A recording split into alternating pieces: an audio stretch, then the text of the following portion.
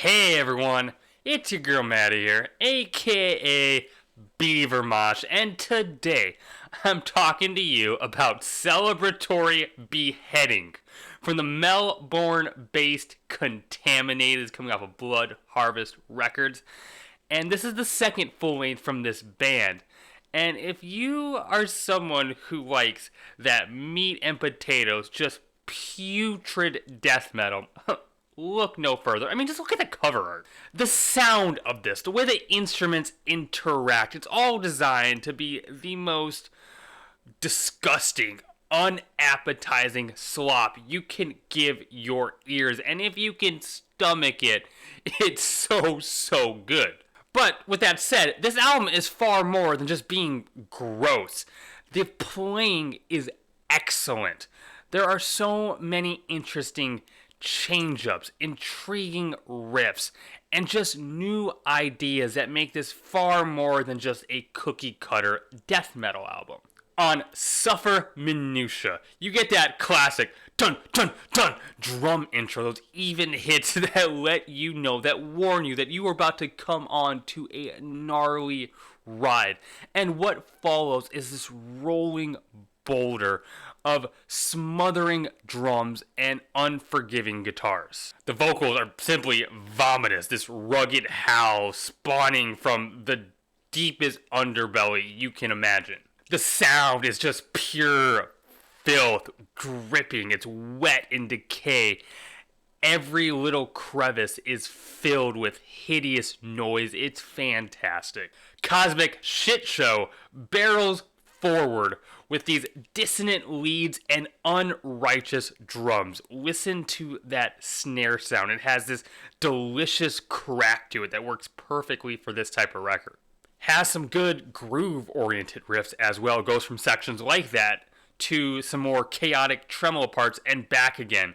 Uses dynamic switches really well. Feral Demise creates this horror-themed soundscape with these slow, chugged guitars that feel like they are continuously stomping towards you, ready to pounce. There's a certain section with these double-tracked vocals pairing the low growls with these undead screeches. It's blood-curdling.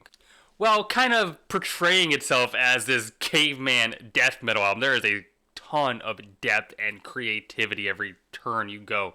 There is a new riff. There is an interesting idea. It rewards listening it over and over again. Every time I hear this record, a different section kind of highlights itself to me. Just feel the muscle behind the guitars on Beneath Empty Sockets. So meaty, so bulky, matched by the utter intensity of the drums and the disgusting vocal performances. It's a brutal force to be reckoned with. The guitar tone is rough. It's ugly. Yet you hear and feel every note with ease, and obviously the bass, holy shit, it's like clawing at your speakers with a vengeance. An Unnatural End offers up this punishing back and forth between the guitars and the drums. It's so chaotic. It's gonna whip you back and forth. It's a thrill. You get these chromatic tremolos that are peeling off everywhere. It feels like it's reaching inside your brain. It's wicked. On Final Hours, this galloping, distorted bass run leads way into these straight-ahead, super speedy, slicing guitars and propulsive drums. There are these diseased, foggy, atmospheric sections that kind of, in my mind, have some Dead Congregation inspiration behind it. It really showcases the diversity of this band in a very welcome way.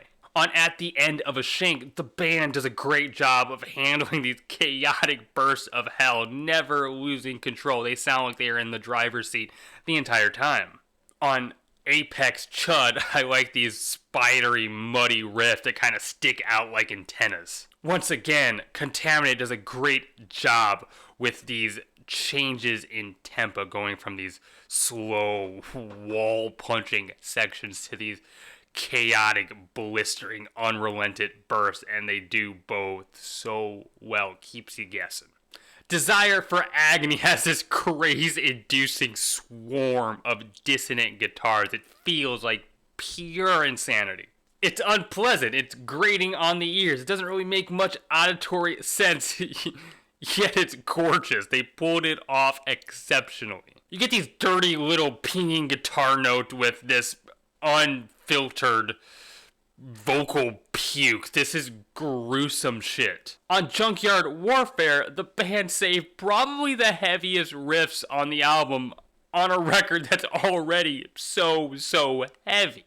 So loud, so powerful. These big brass guitars just want to break everything in sight, matched with drums that are played with no restraint. This is not for the faint of heart. This is pure death metal. Well done, Contaminated. This is a crushing affair with riffs that are going to knock you on your ass, guaranteed. It's just slimy. That's the best way I can describe this. This record is slimy, dripping in acidic goo, and for those that want to wade in it, it offers a lot of rewards. Do you like no nonsense, gut-twisting death metal? Then I urge you to go check this one out. And hey, those are my thoughts. If you like what I do, hit the like button. It'd mean the world to me if you'd consider subscribing. I have a Twitter you can follow. Link to that is in the bio of my YouTube channel. Leave a comment. I love getting to engage with those. Thank you, patrons. And hey, if you want to support that way, get your name at the end of the video, feel free to subscribe on Patreon. No pressure, obviously, but it's a way to keep the show more sustainable. You right there. Keep it metal. My name is Maddie, a.k.a. Beaver Mosh, and I'm signing off.